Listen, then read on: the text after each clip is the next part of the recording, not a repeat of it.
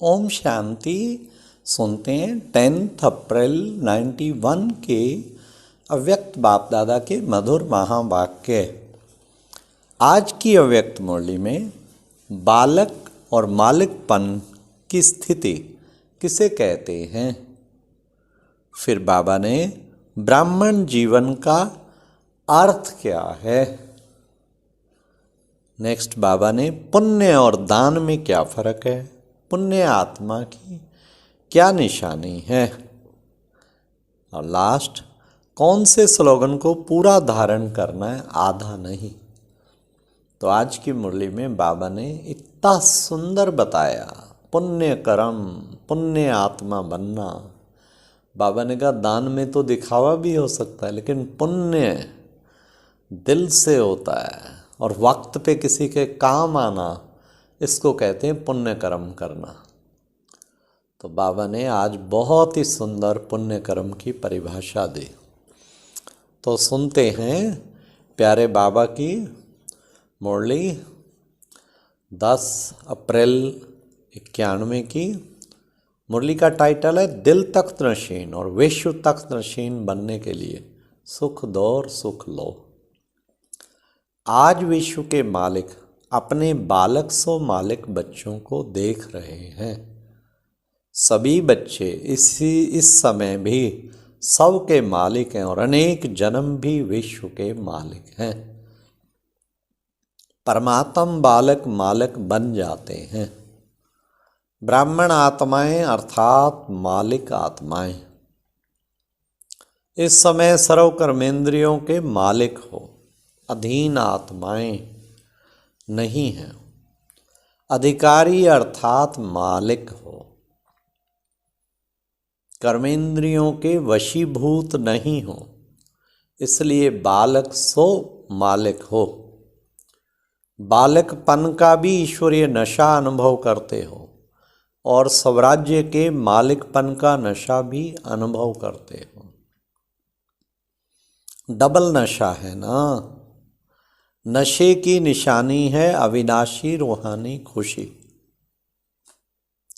सदा अपने को विश्व में खुश नसीब आत्माएं समझते हो।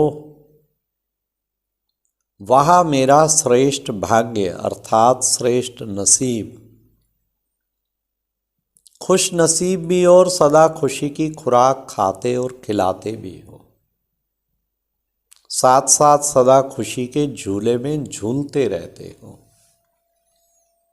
औरों को भी खुशी का महादान दे खुश नसीब बनाते हो।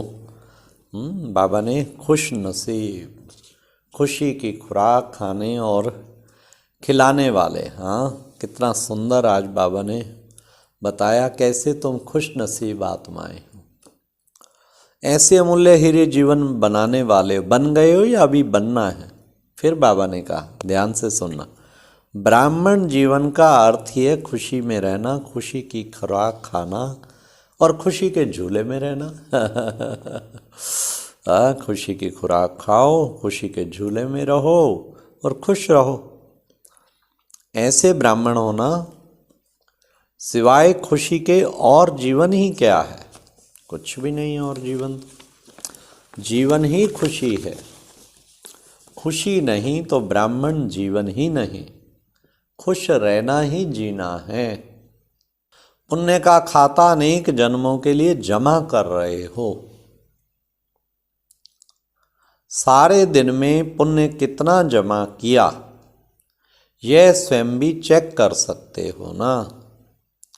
एक है दान करना और दूसरा है पुण्य करना।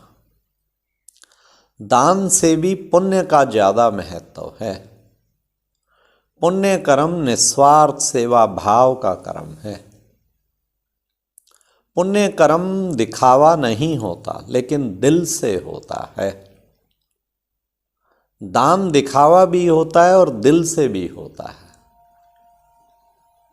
पुण्य कर्म अर्थात आवश्यकता के समय किसी आत्मा के सहयोगी बनना, अर्थात काम में आना। पुण्य कर्म करने वाली आत्मा को अनेक आत्माओं के दिल की दुआएं प्राप्त होती हैं। सिर्फ मुख से शुक्रिया व थैंक्स नहीं कहते, लेकिन दिल की दुआएं गुप्त प्राप्ति जमा होती जाती है। पुण्य आत्मा परमात्म दुआएं, आत्माओं की दुआएं इस प्राप्त हुए प्रत्यक्ष फल से भरपूर होते।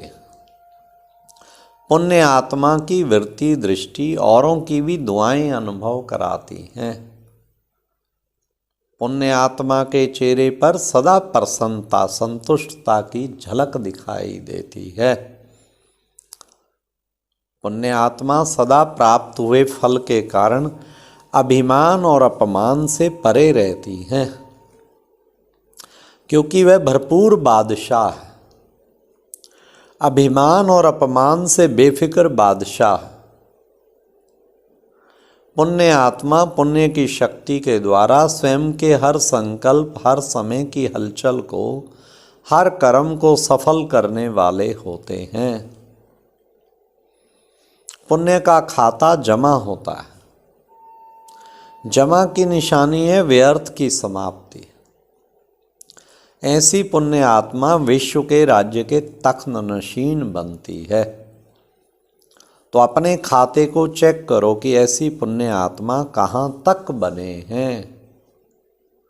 अगर पूछेंगे सभी पुण्य आत्मा हो तो सब हाँ जी कहेंगे ना। हैं भी सभी का पुण्य आत्मा, लेकिन नंबरवार हैं कि सब नंबर 1 हैं, नंबरवार है ना। सतयुग त्रेता के विश्व के तख्त पर कितने बैठेंगे? सभी इकट्ठे बैठेंगे तो नंबरवार है ना। नंबर क्यों बनते हैं? कारण है। एक विशेष बात बाप दादा ने बच्चों की चेक की और वही बात नंबर 1 बनने में रुकावट डालती है। अभी तपस्या वर्ष में सभी का लक्ष्य संपूर्ण बनने का है ना, या नंबरवार बनने का है? संपूर्ण ना, संपूर्ण बनना है ना। आप सभी का एक स्लोगन बोलते भी हो और लिखकर लगाते भी हो। वह क्या है? वह है सुख दो और सुख लो। दुख ना दो, ना दुख दो, ना दुख लो। यह स्लोगन पक्का है। तो रिजल्ट में क्या देखा? दुख ना दो, इसमें तो मेजॉरिटी का अटेंशन है। लेकिन आधा स्लोगन ठीक है, देने के लिए सोचते हैं, देना नहीं है। लेकिन लेने के लिए कहते हैं उसने दिया इसलिए हुआ, इसने यह कहा, इसने यह कहा इसलिए यह हुआ। ऐसी जजमेंट देते हो ना। अपना ही वकील बन करके केस में यही बताते हो ना। तो आधा स्लोगन के ऊपर अटेंशन ठीक है, और भी होना चाहिए अंडरलाइन। फिर भी आधे स्लोगन पर अटेंशन है, लेकिन और जो आधा स्लोगन है उस पर अटेंशन नाम मात्र है। उसने दिया, लेकिन आपने लिया क्यों? किसने कहा आप लो?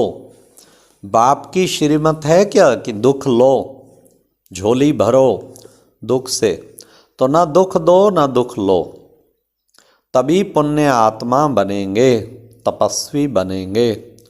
तपस्वी अर्थात परिवर्तन तो उनके दुख को भी आप सुख के रूप में स्वीकार करो, परिवर्तन करो, तब कहेंगे तपस्वी। ग्लानि को प्रशंसा समझो, तब कहेंगे पुण्य आत्मा। जगदम्बा माँ ने सदैव सभी बच्चों को यही पाठ पक्का कराया, क्या? कि गाली देने वाले या दुख देने वाली आत्मा को भी अपने रहम दिल स्वरूप से, रहम की दृष्टि से देखो, ग्लानि की दृष्टि से नहीं। यह गाली देवे और आप फूल चढ़ाओ, तब कहेंगे पुण्य आत्मा। ग्लानि वाले को दिल से गले लगाओ, बाहर से गले नहीं, लेकिन मन से लगाना है। तो पुण्य के खाते जमा होने से कितना रूप यही होने में विघन रूप यही बात बनती है। मुझे दुख लेना भी नहीं है, देना तो है ही नहीं, लेकिन लेना भी नहीं है। जब अच्छी चीज नहीं है तो फिर किचड़ा लेकर जमा क्यों करते हो? जहां दुख लिया, किचड़ा जमा हुआ ना, तो किचड़े से क्या निकालेंगे? पाप के अंश रूपी जम्स। अभी मोटे पाप तो नहीं करते हो ना, अभी पाप का अंश रह गया है, लेकिन अंश भी नहीं होना चाहिए। कई बच्चे बड़ी मीठी मीठी बातें सुनाते हैं, रूरवान तो सभी करते हैं ना। एक स्लोगन तो सभी को पक्का हो गया है। चाहते तो नहीं थे, लेकिन हो गया। जब आप नहीं चाहते तो और कौन चाहता है? जो कहते हो गया, और कोई आत्मा है, होना नहीं चाहिए लेकिन होता है, ये कौन बोलता है? और कोई आत्मा बोलती है कि आप बोलते हो। तो तपस्या इन बातों के कारण सिद्ध नहीं कर सकेंगे। जो होना नहीं चाहिए, जो करना नहीं चाहते, वह न होना ही न करना ही पुण्य आत्मा की निशानी है। बाप दादा के पास रोज बच्चों की अनेक ऐसी कहानियां आती हैं। बोलने में इतनी इंटरेस्ट वाली कहानियां कर बताते जो सुनते रहो। कोई लंबी कहानी बनाने में आती है और कोई छोटी बताते हैं। तो लेकिन कहानियां जो हैं बहुत बताते हैं। आज इस वर्ष के मिलन की अंतिम टुब्बी है ना। सभी टुब्बी लगाने आए हो ना, जबकि भक्ति मार्ग में भी टुबकी लगाते हैं तो कोई ना कोई संकल्प जरूर करते हैं। चाहे कुछ स्वाहा करते, चाहे कुछ स्वार्थ रखते हैं, दोनों में संकल्प करते हैं। संबंध संपर्क से दिल से सहयोग की शुक्रिया निकले, इसको कहते हैं तपस्या। ऐसी तपस्या विश्व परिवर्तन का आधार बनेगी और ऐसी रिजल्ट पर प्राइज मिलेगी। प्राइज फिर कहानी नहीं सुनाना कि ऐसा हो गया। वैसे पहला नंबर प्राइज सभी टीचर्स को लेना चाहिए और साथ में मधुबन वासियों को लेना चाहिए, क्योंकि मधुबन की लहर निमित्त टीचर्स की लहर प्रवृत्ति वालों तक, गॉडली स्टूडेंट्स तक पहुंच ही जाती है, सहज पहुंची है। तो आप सब नंबर आगे तो हो ही जाएंगे। अब देखेंगे कि किस किस के नाम प्राइज में आते हैं, टीचर्स में आते या मधुबन वालों के या गॉडली स्टूडेंट्स के आते। डबल विदेशी भी तीव्र पुरुषार्थ कर रहे हैं। बाप दादा के पास प्राइज बहुत है, जितना चाहो उतना ले सकते हो, प्राइज की कमी नहीं है, भंडारे भरपूर हैं। अच्छा, सर्व बालक सो मालिक श्रेष्ठ आत्माओं को सदा हर कदम में पुण्य का खाता जमा करने वाली पुण्य आत्माओं को, सदा दिल तख्त नशीन और विश्व के तख्त अधिकारी विशेष आत्माओं को, सदा सुख देने और सुख लेने वाले मास्टर सुख के सागर आत्माओं को, सदा खुशी में रहने और खुशी देने वाले मास्टर दाता बच्चों को बाप दादा का याद प्यार और नमस्ते। अच्छा, ओम शांति। ये थी आज का बाबा की मुरली। कितनी सुंदर मुरली बाबा की। सुख दो सुख लो, ना दुख दो ना दुख लो। ओम शांति। ये एक प्रेरणादायक वीडियो है, जरूर देखें, कोई भी मिस ना करे।